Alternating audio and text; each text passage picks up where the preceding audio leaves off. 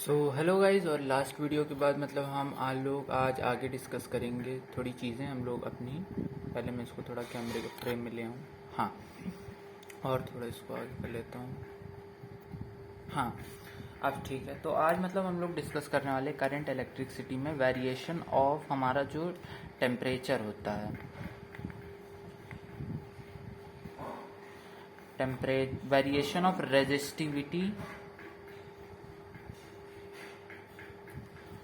Variation of resistivity. एक minute, थोड़ा इसको पास कर लूँ। वेरिएशन ऑफ रेजिस्टिविटी एंड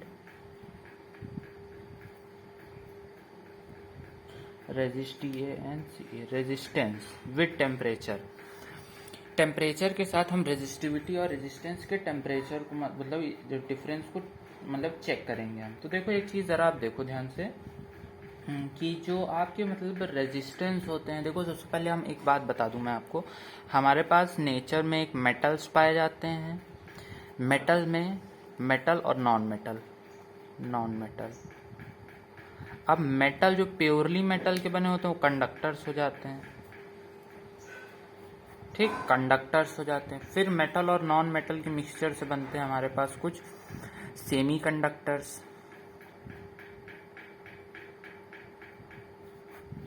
और एक हमारे पास होते हैं प्लास्टिक मटेरियल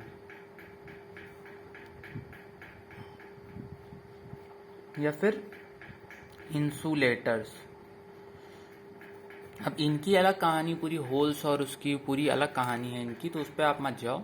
आप बेसिक बात इतनी समझो कि ये बेसिकली जो भी है आपका, बेसिकली ये तीन चीज़ें आपको मतलब पूरी अपनी फिजिक्स में पढ़नी पड़ती हैं, और यही तीन चीज़ें पूरा इनका मतलब आपको पूरा सार पढ़ाया जाएगा पूरे मतलब अभी 12th में। तो एक बात मैं आपको क्लियर कर देना चाहता हूँ कि जब भी सवाल आता है टेम्परेचर का, डिपेंडेंस का, देखो इंसुलेटर्स तो परफेक्टली इंसुलेटिंग होते, वो कोई करंट आने जाने नहीं देते, लेकिन कंडक्टर्स और सेमी कंडक्टर्स में कुछ चीज़ें ध्यान देनी होती है। जैसे पहली चीज़ ये ध्यान देनी होती है कि कंडक्टर्स में जब आप टेम्परेचर बढ़ाते हो तो ऐसा देखा जाता है आपका, देखो रो का फॉर्मूला मैंने लास्ट लेक्चर में बताया था और अभी बता रहा हूँ, 2m/ne² टाउ ए होता है। इतना तो आपको पता है। इसका मतलब ये जो टाउ होता है ये क्या होता है, रिलैक्सेशन टाइम होता है,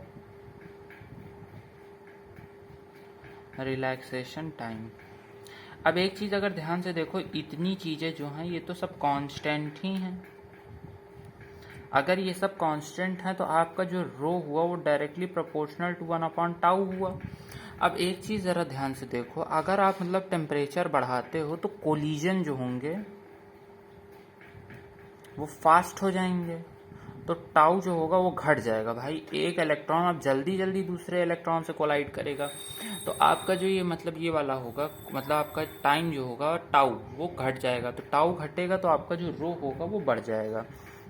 तो आप यहाँ पे ये लिख सकते हो कि रो बढ़ जाता है, ठीक है। और अब हम बात करते हैं सेमी कंडक्टर्स की। सेमी कंडक्टर्स में थोड़ा मतलब दूसरी कहानी होती है। उसमें होता है कि जब आप टेम्परेचर बढ़ाते हो तो आपके जो टाउ होता है वो तो घट जाता है, पर उसमें ये जो n वाला फैक्टर होता है, ये नंबर ऑफ सेमीकंडक्टर ऐसे मेटल होते हैं जिसमें हम फ्लो ऑफ इलेक्ट्रॉन्स और जो हमारे माइनॉरिटी चार्ज कैरियर और मेजॉरिटी चार्ज कैरियर्स होते हैं जैसे इलेक्ट्रॉन्स और होल्स, हम इनके फ्लो को कंट्रोल कर सकते हैं। इसमें फिक्स नहीं होते। जैसे एक मेटल है, मेटल में इन्फिनिटी मान लिया जाता है चार्ज कैरियर्स, भाई बहुत होते हैं यार।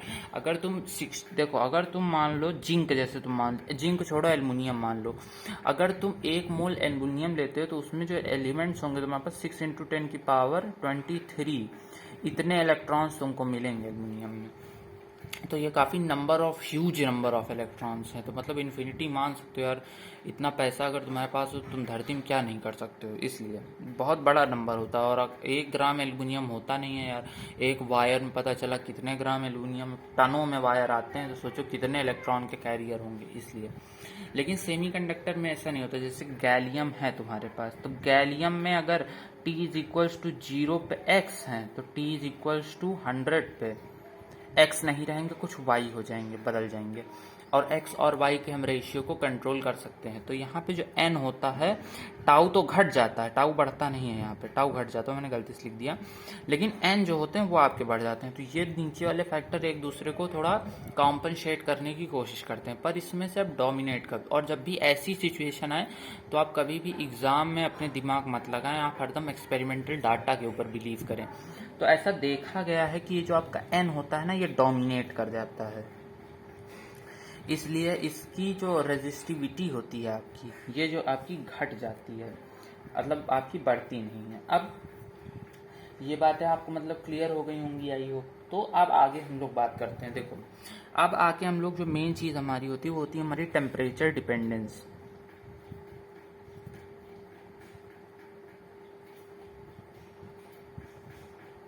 टेम्परेचर पे कैसे डिपेंड करता है, टेम्परेचर डिपेंडेंस कैसे होता है। देखो, टेम्परेचर डिपेंडेंस कैसे होता है कि तो टेम्परेचर डिपेंडेंस कैसे होता है, देखो एक चीज़ आप समझो कि टेम्परेचर पे कोई चीज़ कैसे डिपेंड कर सकती है। तो जब हम मेटल्स की बात करते हैं, यहाँ हम ओनली मेटल्स को स्टडी करेंगे, क्योंकि सेमी कंडक्टर्स, प्लास्टिक पे तो कोई फ़र्क ही नहीं, वो मेल्ट कर जाएगी, और जो हमारे इंसुलेटर्स है वो मेल्ट कर जाएंगे अगर मतलब उनकी मेल्टिंग पॉइंट लो है हाई टेम्परेचर पे। लेकिन जो आपके सेमी कंडक्टर्स होंगे उन पे टेम्परेचर का थोड़ा अलग वेरिएशन होता है, वो मतलब आप बाद में देखोगे अपने आखिरी चैप्टर मॉडर्न फिजिक्स में सेमी कंडक्टर्स में। पर जो हमारे मेटल्स होते हैं उन पे क्या असर पड़ता है इसका, उसको हम चेक करते हैं। देखो, ओनली मेटल्स, अगर हम मेटल्स की बात करें तो मेटल्स में ऐसा देखा गया है कि जो आपका रो होता है वो मतलब इस प्रकार से कुछ आपका मतलब डिपेंड करता है। देखो, सबसे पहले तो रो अगर आप समझ लो 0 केल्विन पे कितना होगा, तो रो अगर आप 0 केल्विन पे देखो तो आपका रो नॉट होगा कुछ। अब रो नॉट से कम होना संभव नहीं है, क्योंकि 0 केल्विन अचीव नहीं हो सकता एक तो, और दूसरा रो नॉट आपका एक हम लोग वो लेवल मानते हैं, जैसे हमने मान लिया जैसे हम 27 डिग्री को मान लेते हैं 0 केल्विन मान लेते हैं, तो सब चीज़ में 27 घटा दोगे तो हमारा रेफरेंस पॉइंट ये हो जाएगा, है ना। तो इसी तरह हम अगर मान लो 0 केल्विन पे मतलब एक मीन टेम्परेचर जो हम सारे मेटल्स के लिए मान रहे हैं, स्टैंडर्ड जिसे आप कहते हो, अगर हम वहाँ रो नॉट मान लें तो सबसे पहले तो ये रो नॉट पे डिपेंड करता है। अब उसके बाद दूसरा जो होता है, आपको मतलब जो असली फॉर्मूला दिया जाता है कि रो का टेम्परेचर कैसे रो नॉट के साथ डिपेंड करता है, वो कैसे आता है। तो जो रो बराबर होता है रो बराबर रो नॉट ई की पावर अल्फा डेल्टा टी, ये असली फॉर्मूला होता है रियल डिपेंडेंस ऑफ रेजिस्टिविटी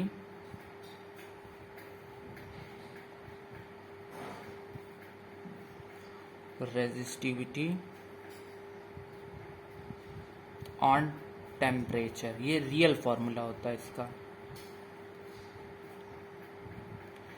पर और भी फॉर्मूले हो सकते हैं, और मतलब आपके मन में डाउट आ रहा होगा कि एकदम से तुमने कहाँ से लिख दिया, तो चलो मैं समझाता हूँ इसको एक एक बाई डेप्थ लाइन। अब इसको हम एक्सप्लेन करते हैं कि ये कहाँ से आया। देखो, ये तो समझ आ गया ना कि रो नॉट मैंने कहाँ से लिखा। रो नॉट एक आपको क्वेश्चन में दिया जाता है कि ये इसकी मीन वैल्यू मान सकते हो, स्टैंडर्ड वैल्यू मान सकते हो, अब इसमें चीज़ें बढ़ेंगी घटेंगी, है ना। तो एक चीज़ आप मतलब समझो ये कैसे आता है। देखो, जैसे मान लो आप रो बराबर आप मतलब रो नॉट ले लिया आपने कभी, तो कभी अगर आप रो में चेंज करते हो तो ऐसा देखा गया है कि रो का जो चेंज आता है वो रो डी टी के बराबर होता है, मतलब रो और डी टी से डायरेक्टली प्रोपोर्शनल होता है, मतलब resistivity into change in temperature at that instant of resistivity into change in temperature, ये इसके प्रोपोर्शनल होता है और ये एक्सपेरिमेंटल है ना। अब इसी पे आगे अगर कहानी बढ़ाओ तो एक चीज़ आप लिख सकते हो, d rho by rho directly proportional to some constant into d t, और दोनों तरफ इंटीग्रेट कर दो तो एल एन रो बराबर के इंटू टी प्लस सी, एक कांस्टेंट आएगा आपका, ऐसा मतलब लिख सकते हैं। अब यहाँ पे लिमिट जब आप पुट करोगे तो आप मतलब मान लो आप कहीं रो 1 से रो नॉट से रो तक गए, और यहाँ के टी जो था हमारा मान लो आप टेम्परेचर 0 केल्विन से, आप 0 केल्विन क्यों मानोगे यार, T1 से T2 मान लो, डेल्टा टी आ जाएगा, थोड़ा समझने में आसानी होगी। T1 से T2 गए, 0 मानोगे तो भी सही रहेगा, तो मतलब आपका फाइनल टेम्परेचर आप, तो आप मतलब यहाँ पे एक चीज़ देख सकते हो, अब ये कांस्टेंट नहीं आएगा। डेफिनेट इंटीग्रेशन में कांस्टेंट नहीं आता है, इनडेफिनेट इंटीग्रेशन में कांस्टेंट जरूर आता है। Indefinite integration without constant is अधूरा, but definite integration is without constant पूरा। तो यहाँ से ये वही फॉर्मूला आपको मिल जाएगा, कहाँ गया वो वाला, ये वाला, यही फॉर्मूला यहाँ से आपको मिलेगा, ln rho minus ln rho not बराबर k इंटू डी टी, यानी कि डेल्टा टी। तो यहाँ से अगर आप लिखो ln rho by rho not बराबर k डेल्टा टी, तो rho by rho naught is equals to e की power k delta t some constant into delta t, और इस रो नॉट को इधर फेंक दो, तो रो बराबर रो नॉट ई की पावर k डेल्टा टी, और इस k को ही अल्फा कहा जाता है, कोफिशिएंट ऑफ रेजिस्टिविटी जिसको कहा जाता है, समझे। तो यह बात आई होप आपको क्लियर हो गई होगी। लेकिन जो आप लोग, अगर आप में से कोई पढ़ चुका है तो वो ये जरूर जानता होगा कि हम हरदम लिखते हैं रो बराबर rho naught 1 plus alpha delta t, या फिर r बराबर r naught 1 plus alpha delta t, हम ये लिखते हैं। तो ये कहाँ से आता है? एक चीज आप समझो, e की पावर x का जो एक्सपेंशन होता है, अल्फा बहुत ज्यादा नहीं होता है कि बहुत ज्यादा हो जाएगा। अल्फा इस रेंज का, तो 10 की पावर -3 से 10 की पावर -9 तक की रेंज तक जाते हैं बहुत सारे मेटल्स के लिए। और बहुत सारे ऐसे मेटल्स बना लिए गए हैं जिनका टेम्परेचर पे अल्फा डिपेंड ही नहीं करता, आप बढ़ाते रहो टेम्परेचर, उनका कुछ नहीं होगा टेम्परेचर बढ़ाने पे। तो इस तरह होता है। तो इसका एक्सपेंशन लोअर पावर्स के लिए ऐसे चलता है, 1 प्लस एन एक्स, ई की पावर एक्स को हम ये लिख सकते हैं। तो यहाँ पे अगर ये लिखो तो रो अपॉन रो नॉट बराबर 1 प्लस अल्फा डी टी लिख सकते हैं, और रो नॉट को इधर मल्टीप्लाई कर दो। लेकिन अगर अल्फा 2, हरदम सवाल में देखना अल्फा 2, 3, 4 इस तरह की वैल्यू ले रहा, तब आप हरदम इस ओरिजिनल वाले फॉर्मूले से जाना, तो आपका आंसर जल्दी आ पाएगा। फिर लॉग वॉग लेके दोनों तरफ कुछ सपटा सकते हो, ठीक है। और एक और चीज सीख सकते हो कि अगर कहीं ln x लिखा हो तो इसको हरदम लिखा जाता है 2.303 log बेस 10 इंटू एक्स। इस तरह कन्वर्जन भी कर सकते हो, लॉग की वैल्यूज याद रहती हैं इन लोगों को, है ना। तो अब आगे बढ़ते हैं। इसी में ये थी हमारी मतलब वेरिएशन ऑफ टेम्परेचर डिपेंडेंस, कैसे हमारा रेजिस्टेंस और रेजिस्टिविटी।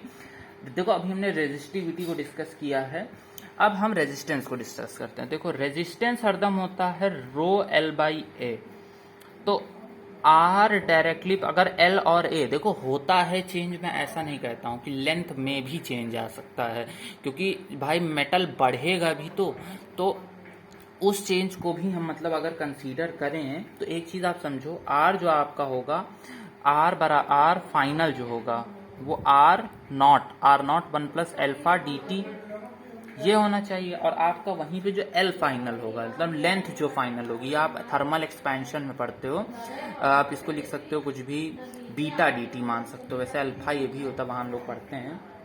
लेकिन ये जो बीटा होता है ये अल्फा के रिस्पेक्ट में मतलब नेग्लेजिबल कह सकते हो, ये बहुत बड़ा होता है। मतलब कि जैसे मान लो ऐसा समझ सकते हो कि रेजिस्टेंस में चेंज पहले आ जाता है और लेंथ में चेंज उतना सिग्निफिकेंट नहीं आ सकता है। इसीलिए हम मतलब ये लिख देते हैं कि आर फाइनल बराबर R not 1 plus alpha d t, इसीलिए हम ये लिख पाते हैं क्योंकि लेंथ में उतना सिग्निफिकेंट चेंज आ सकता है। और यहाँ पे आप मतलब लिख सकते हो पॉइंट बना के ऐसे कि length and area also changes, मैं मना नहीं करूँ, बट बीटा जो है alpha is much smaller than beta, they are and negligible, इसीलिए वो नेग्लिजिबल हो जाते हैं, समझे। और रियलिटी में दोनों ही चेंज होते हैं, और अल्फा जो होता है ये भी चेंज होता है टेम्परेचर के साथ। लेकिन यार ऐसा मानो जैसे कोई चीज थी 1 पे थी और 1 इंटू 10 की पावर -9 चेंज हो गई, तो इस चेंज को चेंज थोड़ी नहीं माना जाएगा। मतलब 1 के आगे 0.0000 कितने जीरो लगा के तुम चेंज बता रहे हो, ठीक है। तो इस तरह होता है हमारा। अब एक चीज मैं आपको एक क्वेश्चन देता हूँ, आप उसको अटेम्प्ट करो और आपको मतलब कॉन्फिडेंस भी आएगा उस पर। जैसे मान लो मेरे पास एक रॉड ये थी, इसका रो ए था, इसका अल्फा ए है, इसका रो बी था, इसका अल्फा बी था, ये लेंथ एल की थी, ये लेंथ एल की थी। तो अब एक ऐसा रिलेशन फाइंड आउट करो, find out relation between alpha A rho A beta O alpha B rho B such that net resistance is independent of temperature। मतलब इन दोनों रॉड्स को मैंने जोड़ा और इस तरह मतलब इनमें क्या रिलेशन हो इनके अल्फा बीटा और रो में कि ये जो हो रहा मतलब ये टेम्परेचर के साथ इसका जो नेट रेजिस्टेंस हो टेम्परेचर के साथ ना बदले, समझे। तो इसको एक बार ट्राई करो। सो अगर देखें यहाँ पे कि इनमें क्या रिलेशन होगा, तो अगर आप मतलब ध्यान से रिलेशन ढूंढो तो आप मतलब निकाल लोगे कि जो आपका नेट रेजिस्टेंस हो, जैसे आप मतलब इसका अगर रेजिस्टेंस आर ए मान लो, इसका रेजिस्टेंस आर बी मान लो, तो आर नेट जो होगा वो आपका R A plus R B होगा। मतलब आपको इस तरह अप्रोच करना चाहिए था, इस तरह अगर आप मतलब अप्रोच करते इसको तो आप मतलब आराम से कर लेते। लेकिन आर डैश नेट जो होता मतलब टेम्परेचर बढ़ाने पे जो होता वो R dash A plus R dash B होता। दोनों चीज़ें मतलब आपको समझ आनी चाहिए यहाँ पे। और इस पे मतलब टेम्परेचर से इंडिपेंडेंट है, मतलब टेम्परेचर बढ़ाने का कोई फर्क ही नहीं पड़ा। तो R A plus R B बराबर R dash A plus R dash B. ये मतलब दोनों मतलब ये आपको दोनों चीज़ों तरफ दिखना चाहिए, यानी कि जो आपका चेंज है वो आपका जीरो आएगा। मतलब आप यहाँ से सिंपल से ये कंक्लूजन निकाल सकते हो कि आपका जो चेंज आ रहा होगा वो आपका जीरो होगा यहाँ पे। तो आप बहुत ही सिंपल तरीके से ये चीज़ सोच सकते हो कि अगर आप सिंपल तरीके से सोचो कि मेरा जो चेंज है वो जीरो आएगा, और यही आपको सोचना ही था यहाँ पे। तो या फिर ये सोच सकते हो, या फिर ये सोच सकते हो कि जो चेंज का डिफरेंस है वो बी में भी जीरो होना चाहिए और ए में भी जीरो होना चाहिए। यानी कि ये लिख सकते हो कि आर ए को अगर आप लिखो तो आप ऐसे लिख सकते हो rho into L by A plus rho B into L upon A. और आर ए अगर आप लिखोगे तो रो आर ए कितना हो जाएगा final, rho A into 1 plus alpha d t upon alpha A d t upon A और एल ऊपर, और यही रो बी इंटू दिख तो रहा है ना, हाँ, rho B into 1 plus alpha B d t upon A into L. अब देखो ए इंटू एल इसीलिए मैंने दिया था कि ज़्यादा कॉम्प्लिकेटेड ना हो, तो ये कट जाएगा यहाँ से। और देखो रो ए प्लस रो बी, तो रो ए 1 से मल्टीप्लाई होगा, रो बी 1 से मल्टीप्लाई होगा और दोनों तरफ कट जाएगा। तो आपका और देखो इस तो और आपका ध्यान से देखो रो ए प्लस रो बी बराबर rho A plus rho B plus rho A alpha d t plus rho B alpha d t alpha B d t, ये बचेगा। तो देखो आपने मतलब इतने सारे स्टेप्स हम लोगों ने किए, लेकिन इसका कोई ज़रूरत नहीं था। देखो अंत में चेंज बराबर जीरो, यही आपका बच रहा है। और चेंज आप लिखते सीधा कि आपका एक में चेंज कितना आएगा। बेसिकली चेंज रेजिस्टिविटी होती, और रेजिस्टिविटी में जो चेंज आता है वो आप जीरो कर देते। यानी कि आपको बस ये लिखना था कि रो ए अल्फा ए बराबर plus rho B alpha B बराबर जीरो। ये आपको कंडीशन बनानी थी। अब लेकिन ये कहाँ से आप ढूंढ के लाओगे ऐसा मटेरियल भाई? कोई पॉजिटिव, दोनों पॉजिटिव चीज़ मिलकर जीरो होंगी नहीं। इसका मतलब कोई एक चीज़ जो है आपकी वो आपकी निगेटिव होगी ज़रूर। तो वो निगेटिव वाली चीज़ जो होगी वो अल्फा ही आपका निगेटिव हो सकता है। तो अल्फा आपका अगर निगेटिव है तो आप ऐसा मटेरियल कहाँ से ढूंढ के लाओगे जिसका अल्फा जो हो आपका वो निगेटिव हो भाई? क्योंकि अल्फा अगर आपको निगेटिव करना है तो कोई ऐसा मटेरियल होना चाहिए जिसका टेम्परेचर बढ़ाने पे उसकी रेजिस्टिविटी घट जाए। ऐसा अल्फा का मतलब ये होगा। तो सेमीकंडक्टर्स का यहीं पे रूल आता है। मतलब जब हमें कोई लैब में एक्सपेरिमेंट करना हो, जैसे कि हम कोई एक्सपेरिमेंट कर रहे हैं जिसका मेटल पे टेम्परेचर पे कोई मतलब टेम्परेचर का मेटल पे कोई इफेक्ट ना पड़े, नहीं तो हमारे इंस्ट्रूमेंट्स खराब हो जाएंगे। जैसे हम मीजरिंग स्केल यूज कर रहे हैं लैब की कोई, और वो लैब अगर कहीं हमने सुकोविया में बनाई और फिर उसके बाद हम ले आए उसको राजस्थान में, तो दोनों जगह हम टेम्परेचर डिफरेंस बहुत है, और मान लो स्केल बढ़ गई हमारी, खिंच गई, ज़्यादा लंबी हो गई, तो अगर वो स्केल लंबी हो गई तो हम उसको मतलब यूज नहीं कर पाएंगे उस स्केल को। तो अगर उस स्कूल को दोनों ही जगह यूज करना है तो उसका मतलब जो अल्फा होना चाहिए वो ये कंडीशन सेटिस्फाई करे, जिससे उसका जो मतलब नेट रेजिस्टेंस हो वो चेंज ना हो टेम्परेचर के साथ। तो आई होप यहाँ तक मतलब समझ आया होगा। तो कई बार सवाल पूछ लेता है कि क्या ये सिर्फ एक मेटल के कॉम्बिनेशन से, क्या सिर्फ ये मेटल के कॉम्बिनेशन से बन सकती है? तो गलत है, ये मेटल और सेमीकंडक्टर के कॉम्बिनेशन से बन सकती है। Metal plus semiconductor, metal plus semiconductor का कॉम्बिनेशन जो होता है, इससे आप ये चीज बना सकते हो। बिना उसके मतलब आपका पॉसिबल नहीं कि आप बना लो। और आगे मतलब हम और चीजें भी देख सकते हैं। देखो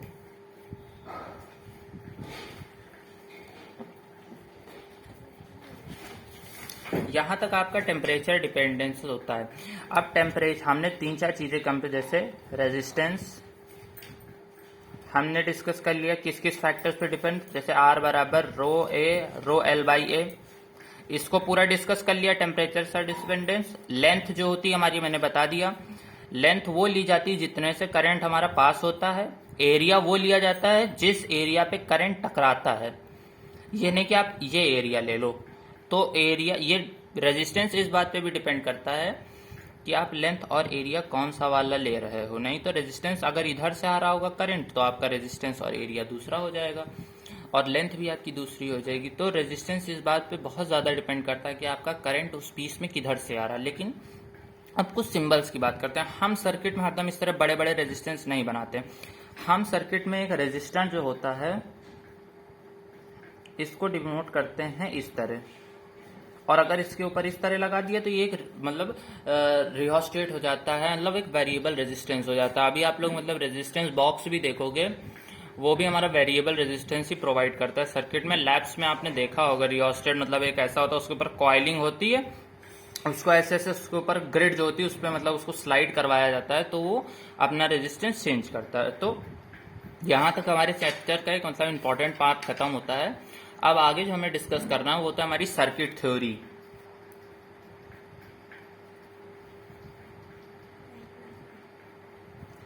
सर्किट थ्योरी, अब सर्किट थ्योरी क्या होती है? देखो जैसे मतलब आपको मैं कहीं ये दे दूं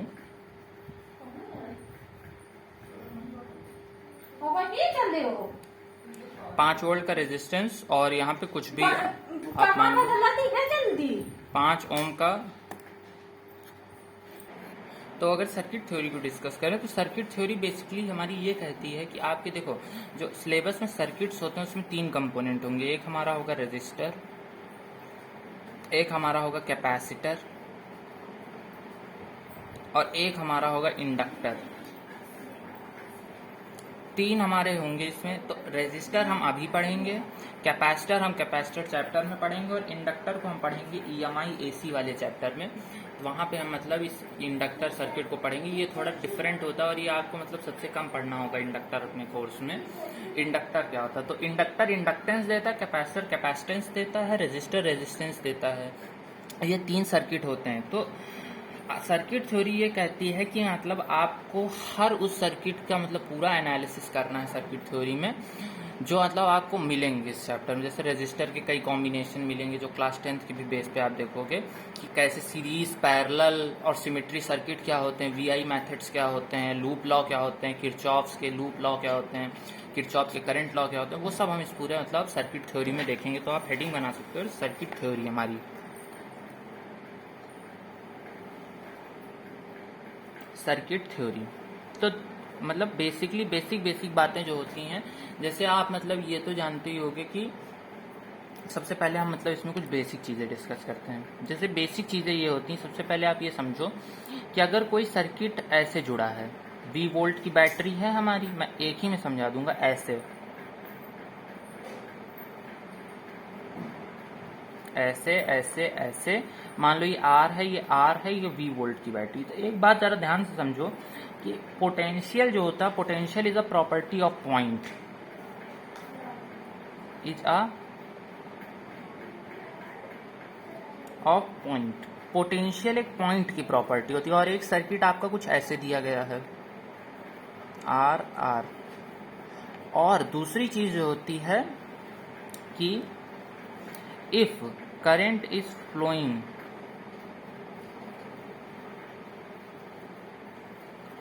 through a resistor, then there is always a potential drop across it।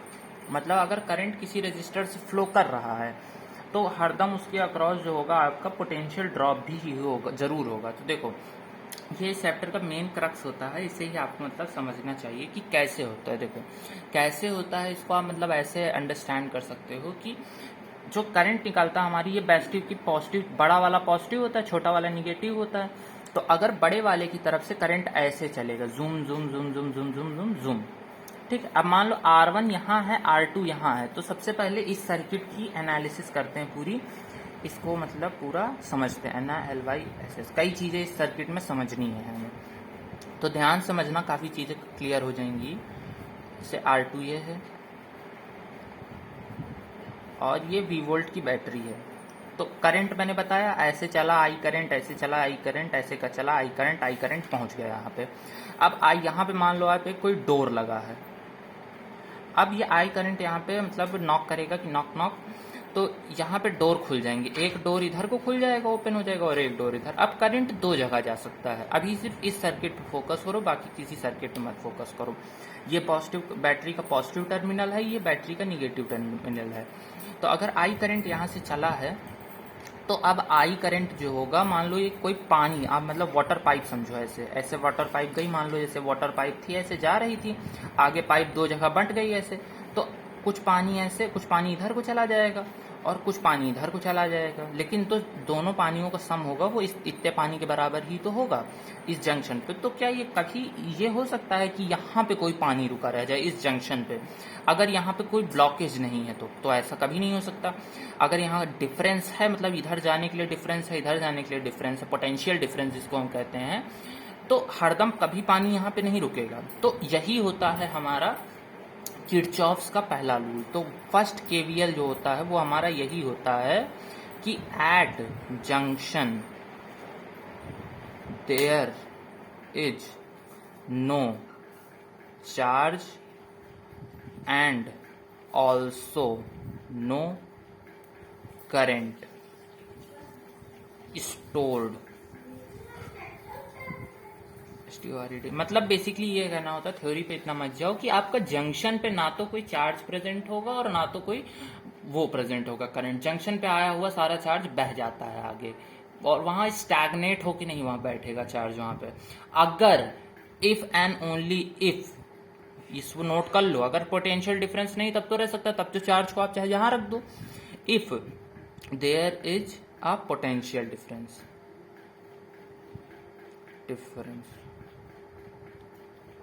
ठीक है, ये आपका केवीएल का फर्स्ट रूल होता है। तो अभी आपको यहाँ समझ आया, अभी इस सर्किट से और भी चीजें समझ आएंगी, बारी बारी आप सब चीज को समझना। आप धागे में बुनते जाओगे, जैसे धागे में समझाओ कि आपको हर एक चीज मिलती जाए रास्ते में, तो आपको ज्यादा समझ आएगा। तो ये केवीएल का जैसे आपको फर्स्ट रूल देखो, इस सर्किट समझ आए, और भी चीजें इससे समझ आएंगी। अब केवल इसके इतने पार्ट को निकाल के लाते हैं और इसको जूम करते हैं, जूम 2x।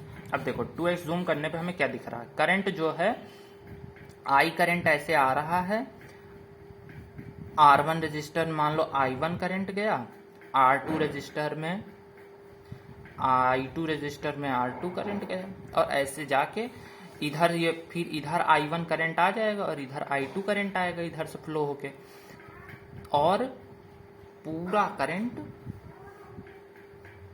बैटरी में फिर से जाके स्टोर हो जाएगा।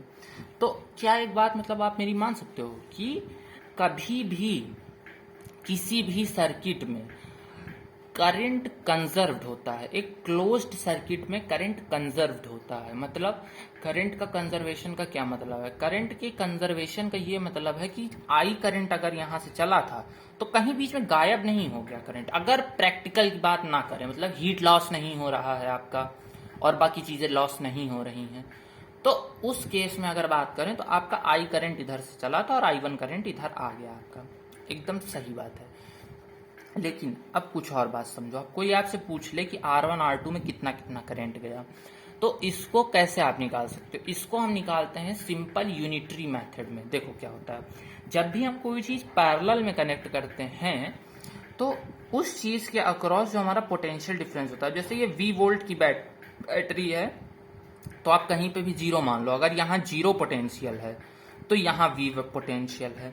और एक और चीज सीखो, in a plain wire there is no potential loss, इसको स्टार बना के लिख लो। तो ये प्लेन वायर है, कोई रजिस्टर नहीं कोई नहीं, तो यहाँ इस पॉइंट तक प्लेन वायर है तो यहाँ पे भी V ही रहेगा क्योंकि लॉस तो कहीं हुआ नहीं। यहाँ अगर जीरो माने हो तो यहाँ पे भी जीरो ही रहेगा, यहाँ पे भी जीरो रहेगा, यहाँ पे भी जीरो, हर जगह, और यहाँ जीरो। तो अगर R2 रजिस्टर को देखो तो ये 0 से V के बीच में लगा है, और R1 रजिस्टर को देखो तो ये भी 0 से V के बीच में लगा है। तो क्या ऐसा कह सकते हैं दोनों सेम पोटेंशियल के बीच में? तो अगर सर्किट अगड़म बगड़म कुछ भी दे सकता है, लेकिन अगर दो रजिस्टर सेम पोटेंशियल के बीच में लगे हैं तो दे आर ऑलवेज पैरेलल, चाहे कुछ भी हो जाए। समझे? तो इसी को कहा जाता है हमारा पैरेलल सर्किट। अगर दो पॉइंट्स के बीच में पोटेंशियल सेम है, जैसे इस पॉइंट मतलब दो रेजिस्टर्स के बीच में पोटेंशियल डिफरेंस सेम है, पोटेंशियल सेम होना अलग बात होती है, पोटेंशियल सेम होने का मतलब यहाँ भी तो यहाँ भी, लेकिन पोटेंशियल डिफरेंस सेम होने का मतलब जैसे यहाँ डिफरेंस V माइनस जीरो होगा तो इन दोनों के अक्रॉस V माइनस जीरो ही पोटेंशियल डिफरेंस। यहाँ अगर 3 होता तो पोटेंशियल डिफरेंस V माइनस 3 हो जाता। तो potential difference and potential are both different things. Potential difference is a property of battery, मतलब डिफरेंस आपका बैटरी क्रिएट करेगा, पर potential is a property of point. आपने 3-4 कॉम्बिनेशन ऑफ बैटरी लगा दिया तो ऐसा हो सकता है कि इस बैटरी का पोटेंशियल डिफरेंस 3 वोल्ट हो, लेकिन इसके इधर 9 वोल्ट लिखा हो और इसके इधर 6 वोल्ट लिखा हो, तो इसके अक्रॉस 3 वोल्ट होगा। लेकिन आप ये नहीं कह सकते कि आप यहाँ 3 लिखोगे यहाँ 0 लिखोगे। सर्किट में कई बार ऐसी दुविधाएं आएंगी।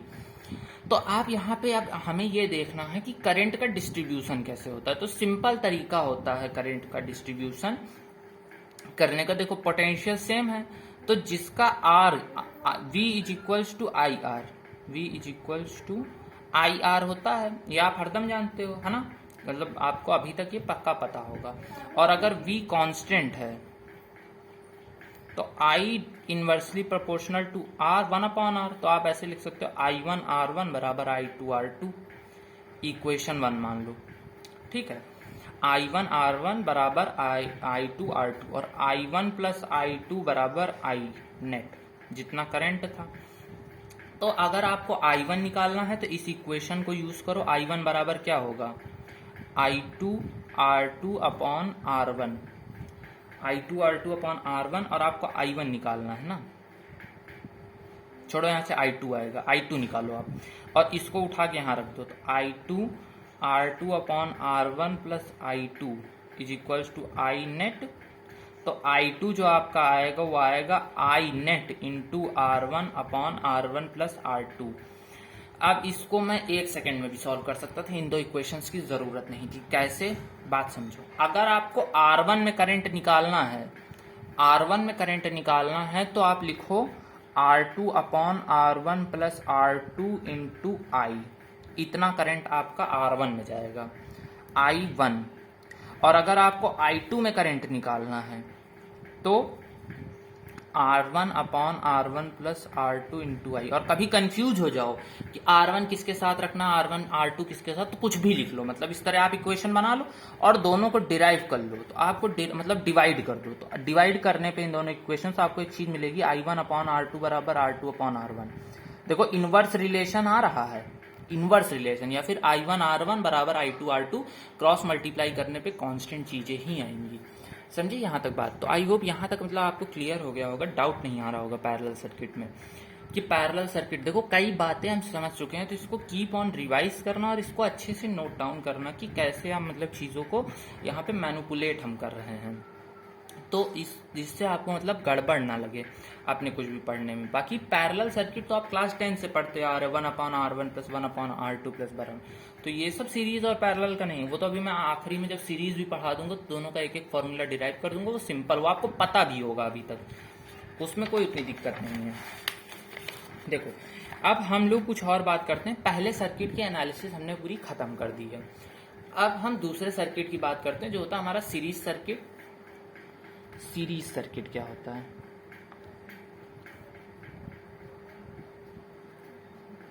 सीरीज सर्किट क्या होता है? सीरीज सर्किट हमारा ये कहता है कि अगर आपने रेजिस्टर्स को इस तरह कनेक्ट कर दिया है, R1 एक लाइन से, R2 V parallel V volt, तो यहाँ पे क्या कहानी होगी? अब इसकी एनालिसिस करते हैं। देखो यहाँ पे भी I1 करंट निकलेगा, I1 जाएगा, लेकिन यहाँ पे जो I1 होगा मतलब आपका वो पूरे इसमें सेम रहेगा, यहाँ पे भी I1 ही रहेगा, यहाँ पे भी I1 रहेगा। सीरीज में करंट जो होता है वो सेम रहता है, current remains same ACCROSS across the circuit. पूरे सर्किट में जितने रेजिस्टेंस सीरीज में कनेक्ट होंगे सब के अलोंग आपका करंट जो होगा सेम होगा, है ना। तो अब आप कैसे मतलब यहाँ पे लिख सकते हो? देखो अभी हम लोग केवीएल तो लगाना नहीं सीखे हैं, लेकिन आपको मैं अभी धीरे धीरे सिखाऊंगा तो आपको मतलब आ जाएगा। इसमें पोटेंशियल निकालने का आप वो तरीका नहीं यूज करते हो, किसी भी रेजिस्टर के अलोंग आपको अगर potential difference delta we find करना है तो होता आई, जो सर्किट में नेट आई बह रहा हो, इंटू R1 इतना, जैसे डेल्टा V1 यानी कि इसके अक्रॉस। तो एक चीज जरा नोटिस करो, अगर यहां से चले आप, यहाँ पे V था, यहाँ पे 0 था, और इसके अक्रॉस इतना पोटेंशियल डिफरेंस रहना, तो V में से इतना माइनस कर दोगे तो यहाँ पे क्या आएगा? V minus IR1। तो इसके अक्रॉस इतना ही पोटेंशियल डिफरेंस आया ना। अब इसमें से यहाँ पे अगर आप देखोगे तो क्या आएगा? V minus IR1 minus IR2 बराबर इज इक्वल्स टू 0। तो V is equals to IR1 plus IR2, तो I is equals to V upon R1 plus R2। देखो ये डिराइव हो गया ना आपका। ये क्या डिराइव हो गया जानते हो? ये आपके नीचे R नेट लिखा है, जो सीरीज में आपका नेट R होता है। कई बार हम जब फंस जाएंगे तो हम इस तरह रिवर्स एनालॉजी से भी हम कई बार क्वेश्चन सॉल्व करेंगे कि आर नेट अपने आप निकला है, फिर आर नेट को हम वी के फॉर्म में लिख लें। तो ये सीरीज सर्किट होता है, इसके बारे में इतना जानना होता है हमें कि इसके जो करंट होता है वो सेम रहता है, और डेल्टा वी किसी भी रेजिस्टेंस के अक्रॉस निकालने के लिए आई इंटू R1 किया जाता है। अब देखो इसमें बात समझो, जो पैरेलल सर्किट होता है अगर उसमें आपको मतलब आर नेट निकालना है तो उसमें ये फॉर्मूला होता है 1/R नेट बराबर 1/R1 plus 1/R2 dash dash dash जितने इंटररेजिस्टेंस लगे हों। और जो सीरीज होता है उसमें फॉर्मूला होता है आर नेट का simple of summation R I is equals to 1 से n, जितने हों आपके सबको जोड़ दो, ठीक है, इस तरह। तो ये आपके सीरीज और पैरेलल की बातें होती हैं। अब आप मतलब अगर इतना समझ गए हो तो अब कुछ क्वेश्चंस करेंगे इस पे सर्किट थ्योरी पे, और फिर उन्हें हम डिस्कस करेंगे कि वो मतलब कैसे होते हैं और क्या होते हैं। तो आइए उन क्वेश्चंस को मतलब डिस्कस करते हैं और मतलब बातों को समझते हैं, बातें क्लियर होंगी हमें, और कि हम मतलब सीरीज पैरेलल में और क्या क्या मतलब इसमें एक्सप्लोर कर सकते हैं। तो धीरे धीरे हम कदम बढ़ाएंगे। पहले हम सबसे पहले तो जो क्वेश्चंस बेस्ड होंगे वो सिंपल सर्किट पे बेस्ड होंगे, और उसके बाद जो क्वेश्चंस हमारे बेस्ड होंगे वो हम केवीएल, केसीएल और बहुत सारे मेथड्स पे बेस्ड होंगे। तो और पहला क्वेश्चन उठाते हैं। देखो पहला क्वेश्चन कुछ भी हो सकता है, देखो ध्यान से देखना। एक काम करता हूँ मैं पॉज करके एक तरफ बना लेता हूँ, फिर दूसरी तरफ उनका हम सोल्यूशन लिखेंगे। हाँ तो गाइज मतलब ये 2 सवाल हम करते हैं और उसके बाद मतलब हम चीज़ों को मतलब कंक्लूड करेंगे कि कैसे आखिरी में हम धीरे धीरे आगे और बढ़ेंगे। तो इसको पहले आप करो, मतलब इसमें आपको कई चीज़ें और समझ भी आएंगी और आपके मतलब कॉन्सेप्ट्स और क्लियर भी होंगे। खासकर दूसरा वाला तो काफ़ी अच्छा सवाल है।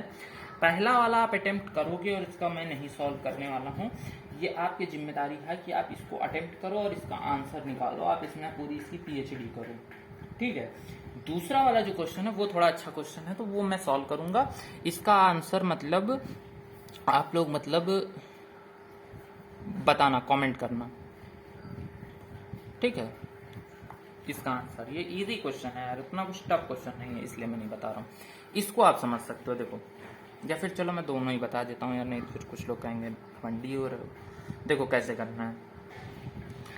सबसे पहले अगर आपको सर्किट में कुछ ना समझ आ रहा हो कि कौन सा सीरीज कौन सा पैरेलल, कुछ यहाँ नहीं समझ आ रहा, तो आप सिंपली कहीं एक जगह जीरो पोटेंशियल मान लो। तो मैं हरदम जंक्शंस पे जीरो मान लेता हूँ। तो अगर जीरो है तो यहाँ मैं इधर चला, यहाँ मेरे यहाँ तक मुझे प्लेन वायर मिला, यहाँ सब जगह प्लेन वायर था, तो मैं यहाँ जीरो मान ले गया, यहाँ तक मुझे प्लेन वायर मिला। अब अगर आप बैटरी में छोटी प्लेट से बड़ी प्लेट की तरफ जाते हो तो जितना ये लिखा होता है आगे इतना जुड़ के लिख जाता है, और अगर आप बड़ी प्लेट से छोटी प्लेट की तरफ आते हो तो जितना लिखा होता है उतना घट के नीचे आ जाता है। समझे? तो मैं ऊपर की तरफ जा रहा हूं तो यहाँ मुझे 8 लिखा मिल जाएगा, कोई दिक्कत तो आने नहीं वाली है। ठीक है, मैंने लिख दिया 8। उसके बाद मैं इस प्लेट से जा रहा हूं तो मैं बड़ी प्लेट, तो मुझे यहाँ 10 लिखा मिल जाएगा, कोई भी दिक्कत नहीं। उसके बाद इधर से मैं 10 से आ रहा हूं तो इधर मैं 4 में बड़ी प्लेट से छोटी प्लेट की तरफ जा रहा हूं तो माइनस हो जाएगा 4, तो यहाँ 6 लिखा मिल जाएगा। अब हर बैटरी के अलॉन्ग चेक करो, जो डिफरेंस आएगा ऊपर और नीचे वो इसके बराबर है कि नहीं। अगर है तो आपका सर्किट पूरा बन चुका है।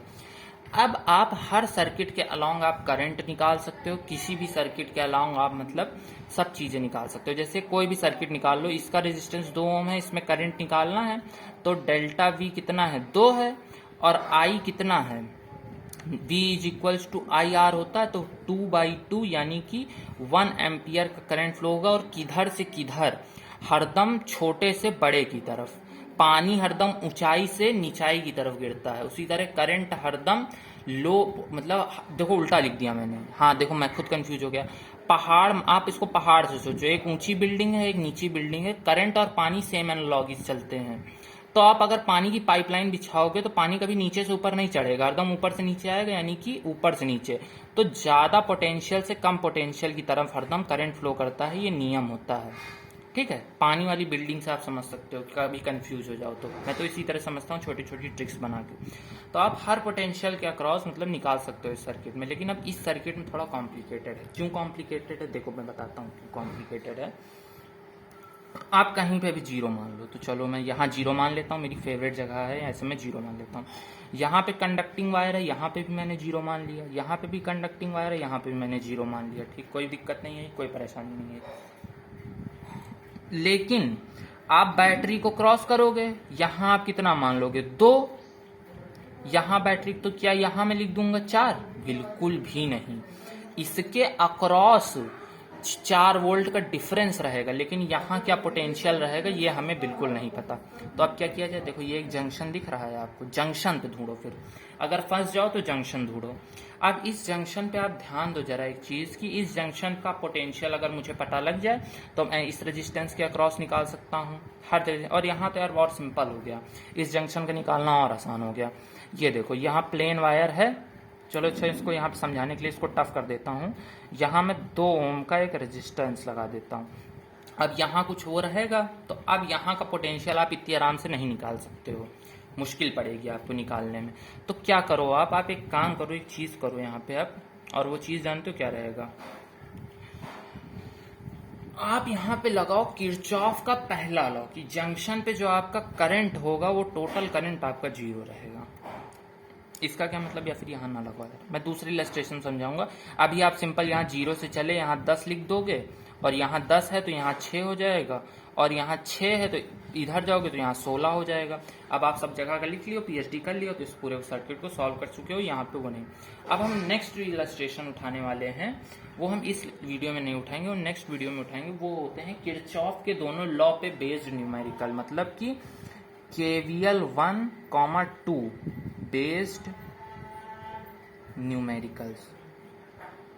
तो अभी आपको इस पे जितने भी सवाल मिले, किरचॉफ के लॉ छोड़ के और सिमेट्री सर्किट छोड़ के, आप मतलब सारे कर सकते हो सीरीज पैरेलल की मदद से, और वोल्टेज की मतलब इस तरह एनालॉगी जोड़ के, एग्जांपल्स को देख के आप सारे अटेम्प्ट कर सकते हो। पर केवीएल पढ़ लोगे तो उसके बाद कोई दिक्कत नहीं आने वाली, क्योंकि केवीएल पढ़ लिया तो फिर कोई दिक्कत नहीं आने वाली। फिर आप मतलब फिर आप मतलब जो सीखोगे उससे आप तेज सॉल्व करोगे, लेकिन आप सॉल्व सारे कर सकते हो। केवीएल से सारे सर्किट सॉल्व हो सकते हैं, कोई ऐसा दिक्कत नहीं है, KVL 1 और KVL 2 के यूज से। ठीक है, तो आओ मतलब आगे इस लेक्चर को क्लोज करते हैं। अब हम नेक्स्ट वीडियो में केवीएल के दोनों सर्किट्स के ऊपर डिस्कस करेंगे। सो अभी के लिए थैंक यू।